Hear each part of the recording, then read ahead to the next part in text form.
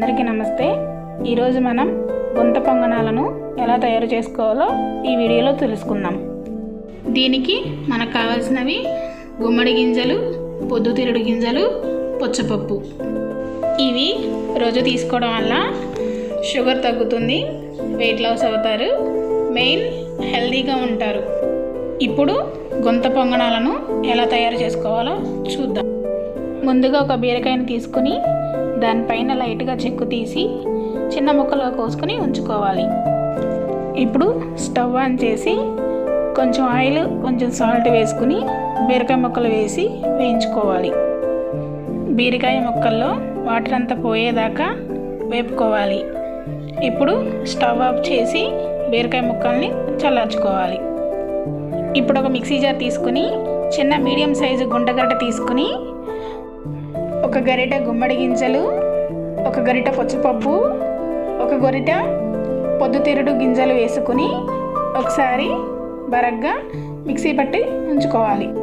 ఇప్పుడు చల్లారి పెట్టిన బీరకాయ ముక్కలను కూడా వేసుకుని ఒకసారి మిక్సీ పెట్టుకోవాలి. అప్పుడు ఇలా పేస్ట్గా వస్తుంది. దీన్ని ఒక గిన్నెలో తీసుకుని ఉంచుకోవాలి. మనం ముందుగా కోసి పెట్టుకున్న కొత్తిమీర, ఉల్లిపాయలు, కరివేపాకు, క్యారెట్ తురుము ఈ 4 వేసి ఒకసారి బాగా కలిపి పక్కన పెట్టుకుని ఉంచుకోవాలి. బాగా కలుపుకున్న తర్వాత ఇలా వస్తుందండి. దీన్ని ఒక 10 నిమిషాలు మూత పెట్టి పక్కన ఉంచుకోవాలి. ఇప్పుడు స్టవ్ ఆన్ చేసి గుంత పొంగనాల ప్యాన్ పెట్టుకుని దానిలో కొంచెం నెయ్యి అప్లై చేసుకుని ఉంచుకోవాలి. పిండి మళ్ళీ ఒకసారి కలుపుకొని ఇలా కొంచెం కొంచెం తీసి పునుగుల్లాగా వేసుకోవాలి.